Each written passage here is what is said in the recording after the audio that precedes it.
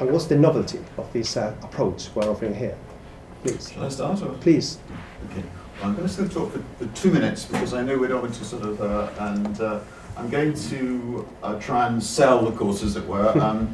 First of all, this course is unique because we're combining the analysis of money with banking and central banking, and that I think is very important for a reason I'm going to. It is very topical and relevant because we are concerned. We've just gone through the Great Recession. It's now starting to recede in history, but it was quite a shock, not just to our economies, but also, I'm afraid, to the economics profession, because frankly, it wasn't anticipated.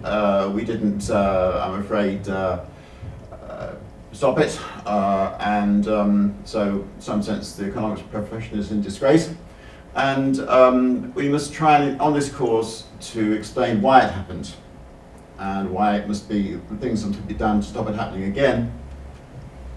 And then I want to say this course is overdue and necessary because I think one of the reasons why economists failed to spot the problems and indeed to diagnose what went wrong was precisely because they'd neglected monetary economics and the analysis of banking and central banking. I'm well known as a believer in the quantity theory of money. I'm going to make a very strong statement. The quantity theory of money is correct. And I know there are many critics of that, and anyway, the quantity theory of money is correct. It needs to be explained and discussed and elaborated. So I must forgive you, I thought I'd turned my mobile off. This is terribly embarrassing. Okay, sorry. So there's my 2 minutes. There's a lot more to say, but this is a course about modern economy with banking and central bank, and it's about what went wrong a few years ago and how we can make sure it doesn't happen again. Jeffrey, if you may. Well, first of all, I should say that I'm delighted to be able to speak with my colleague Tim Congdon. Tim and I have known each other for many years, but it's the first time I've been able to call Tim a colleague. And I'm very pleased about that because we have interests in common and I think eventually reach conclusions in common. So that in itself is a very I'm satisfactory. very pleased to be sitting here with Jeffrey. So excellent. Champagne all around. Moving on from that, maybe a slight puzzle to you. It's something that would be a puzzle to many economists. To think, why are you studying history if you want to talk about the modern economy and stop the problems happening today?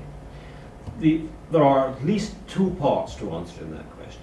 First, you need to study history to understand how institutions evolved, the purposes they were designed to satisfy, and how they work. Only then can one understand their proper role. Economists who don't understand history, for example, often fail to understand central bank institutions or ask the wrong questions about them and don't understand how central banks operate. That's important. Secondly, it's also important to study history if we're going to see what causes what. This entangling causality is very difficult. Indeed, causality is a very complex concept. If we can compare different historical periods with different institutional settings, we can at least make some progress towards disentangling causality and think about how institutions work. And that is very important because the internal workings of institutions are as important often sometimes as what they do externally. Because the internal workings of them can, for example, at the start of the Great Depression in the United States, this is one and we might come to a more general discussion. The internal workings of the institutions then contributed in a most peculiar and surprising way to the depths of the Great Depression. So the institutional and historical study in formal economic analysis is, I think, very important. And it is very striking in economics almost around the world to the extent to which economic history is neglected. If one looks at the institutions which do study economic history, incidentally, they are in Britain and the United States the very best ones. Elsewhere it's neglected. And I think that reflects on the intellectual